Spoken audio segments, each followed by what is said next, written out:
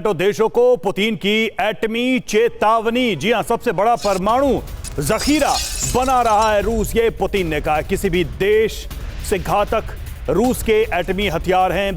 जल्द नए परमाणु हथियारों का ऐलान होगा। तजाकिस्तान के दुशांबे से पुतिन की धमकी। पुतिन का एटमी वारंट है ये, नए हथियार से यूरोप क्या भस्म होगा। आपको बता दें पुतिन ने पहले कहा क्या है, इसे डिकोड करते हैं। मॉस्को जल्द नए हथियार का ऐलान करेगा। हम नए परमाणु हथियार विकसित कर रहे हैं, ये पुतिन की ओर से कहा गया। नए परमाणु हथियारों के परीक्षण में तेजी आएगी। अब सवाल ये, क्या नेटो से एटमी जंग की तैयारी रूस कर रहा है? क्या नेटो के साथ सीधी जंग होगी? तो वजह है नेटो के 14 देशों की परमाणु युद्धाभ्यास की तैयारी। नेटो अपनी तैयारी कर रहा है, उनके देश अपनी तैयारी कर रहे हैं। एटमी ड्रिल की वजह से नेटो रूस में टकराव बढ़ रहा है। बड़ी बात है, रूस के लिए परमाणु कवच बनाने में जुटा हुआ है। और आपको यह भी बता दें कि पुतिन की परमाणु तैयारी क्या है, पुतिन ने कैसी परमाणु तैयारी कर रखी है, क्योंकि नेटो को जवाब देना है, उनके युद्धाभ्यास को जवाब देना है। तो रूस के पास करीब 5,580 परमाणु हथियार है। करीब 1,718 परमाणु हथियार तैनात किए गए हैं। वक्त के साथ रूस के परमाणु हथियार पुराने पड़ गए हैं। परमाणु हथियारों को आधुनिक बनाया जा रहा है, एडवांस बनाया जा रहा है। परमाणु हथियारों की ऑपरेशन तकनीक में बदलाव हुआ है। हथियारों की मैकेनिज्म को आसान बनाया जा रहा है। नेटो से संबंधित खतरों के बीच रूस बड़ी तैयारी कर रहा है। रूसी परमाणु डॉक्ट्रिन को आक्रामक बनाने की तैयारी हो रही है। ये फॉक्स न्यूज़ के हवाले से खबर है। और कुछ और महत्वपूर्ण खबरों के लिए सीधे रुख करेंगे रवि का।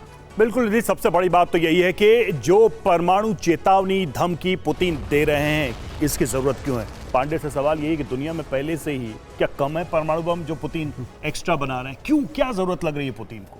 देखिए, जिस प्रकार से जो समीकरण है रशिया यूक्रेन वॉर के अंदर, वो थोड़ा सा जो है बदल रहा है। और यूक्रेन को यूरोपियन कंट्रीज हथियार सप्लाई कर रहे हैं, साथ में लॉन्ग रेंज वेपन्स का, मिसाइल सिस्टम्स का, जो ऑफेंसिव वॉर हेड्स का जो सप्लाई की बात चल रही है, टॉमहॉक मिसाइल्स जैसी बात चल रही है 2,500 किलोमीटर के रेंज, ये रशिया के अंदर जाके अटैक कर सकती हैं। अब जरूरी है कि ये कब सप्लाई होंगी, ये तो मुश्किल है, क्योंकि इस पर बातचीत जरूर हो रही है, लेकिन एक्चुअल प्लान, इसका रोड मैप अभी डिक्लेयर नहीं हुआ है।